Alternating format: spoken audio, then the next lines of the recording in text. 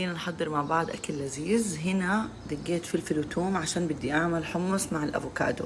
عندي حبة أفوكادو، دايما بستخدم الأفوكادو الأمريكي، كتير طعمه ألذ وكمان بيكون دايما في حبات مستوية. وعندي هنا حمص جاهز، حط معلقتين كبيرة من الحمص وحبة أفوكادو مع فلفل وثوم أدقهم وملح وعصير ليمون وزيت زيتون. ممكن تعملوه بالخلاط، أنا حدقه لأنه اوريدي كل إشي طري وجاهز، وبعدين نقدمه بصحن التقديم بشهي الحمص مع الأفوكادو. هنا هرسنا الأفوكادو زي ما انتم شايفين، جربوها بس لازم تحطوا الدقة اللي هي فلفل وثوم، كتير بيعطي نكهة لذيذة. نحط الحمص،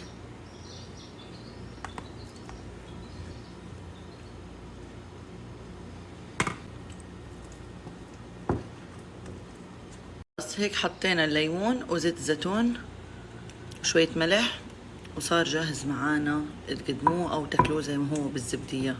هنا نقعت جبنة بلدية امبارح بالليل عشان اقليها مع زيت زيتون. لو انتم مستعجلين على الجبنة البلدية بدكيها تحل من الملح بسرعة، على طول اغلوها بمية ساخنة، بعدين طبعا صفوها ونشفوها قبل ما تقلوها بالزيت.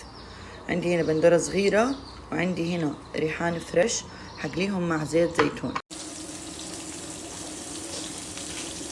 وهيك جهزت معانا الجبنة المقلية. هنحط عليها شوية كريمة بلسمك أو دبس رمان الموجود عندكم، كتير كتير زاكية، مع رشة زعتر ويا سلام. طبعا بدي أدلكم على هالشغلة، استرا منزلين قدسية، متبل، سلطة ملفوف، لبنة، أشياء كتيرة وحمص. استرا بالتعاون مع الجنيدي، يعني أول ما قرأت الجنيدي أنا حسيت حالي وين بغزة. كتير الأشياء زاكية عن جد. مثلا ما أكون مستعجلة، هذه القدسية اللي هي فول مع حمص جاهزة للأكل، شوفوا زي هيك.